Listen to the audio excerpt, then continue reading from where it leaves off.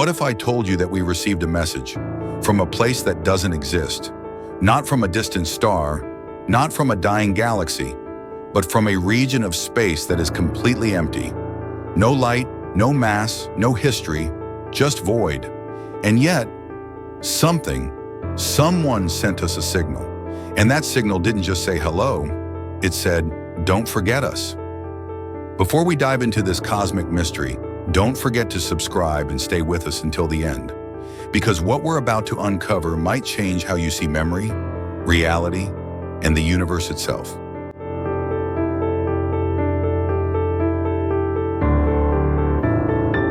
In 2032, deep beneath the icy surface of Antarctica, a team of radio astronomers from the Event Echo project was scanning the sky using a low-frequency array designed to capture faint cosmic whispers from the early universe. Their goal was to study the cosmic microwave background, the afterglow of the Big Bang. But instead, they intercepted something else. A burst, short, sharp, repeating, a signal that repeated every 47.6 hours. And every time it repeated, it added one more digit to a growing sequence of prime numbers. 3 dots, 5, 7, 11, 13. At first, they thought it was a glitch, a reflection, Earth-based interference. But the signal passed every verification test. It was real. And it was coming from a fixed point in space. Right ascension, 8 hours, 36 minutes. Declination, negative 45 degrees, 12 minutes, somewhere in the constellation Vela. But there was nothing there.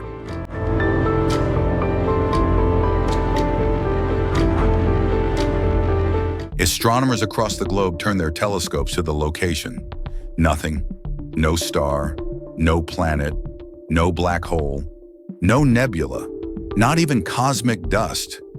The James Webb Space Telescope returned pure black images. Not just darkness due to distance, but absence. It was as if something had been erased. Some speculated it might be a black dwarf, a dead star so old it no longer emitted light. Others guessed it was a quantum void. But then the signal changed. It began transmitting fractal patterns, self-replicating geometries like the Mandelbrot set. These weren't random. They showed intention.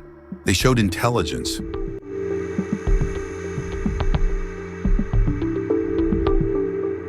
The data was sent to researchers worldwide. One was Dr. Alara Kess, a neurophysicist with a theory: the universe stores memory. She noticed that the oscillations match the frequency of human theta waves, brain waves that appear when we dream. This signal isn't from something that exists, she said. It's from something that used to. Alara believed the signal was a memory of a world that no longer existed, a ghost planet.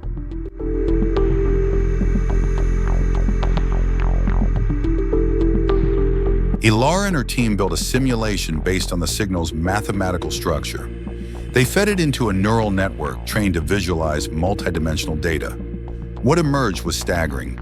A blurred landscape, mountain ranges, atmosphere, cities made of hexagonal architecture.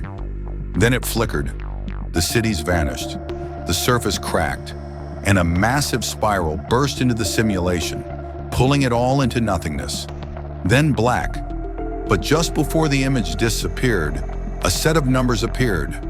Negative 41.1027, 174.8843 coordinates on Earth.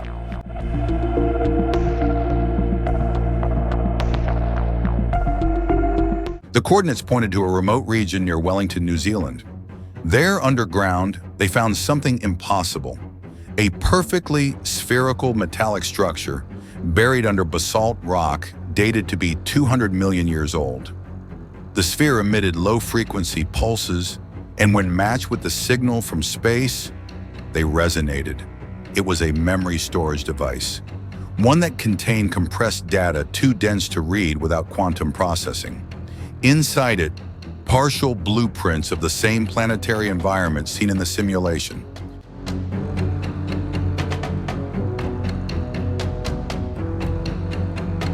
So what was this world? Some believed it was a planet erased by a cosmic catastrophe. Others proposed a more terrifying idea.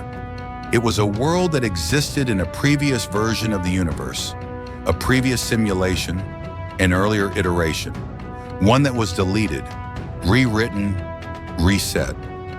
But the memory of that world refused to die.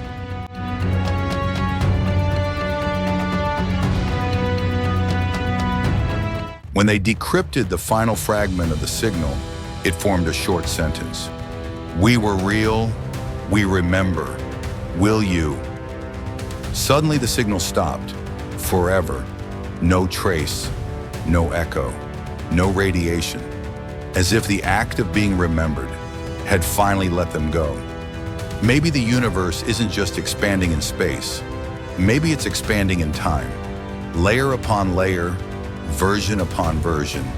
And maybe some things, some worlds, leave behind echoes, not in matter, but in memory.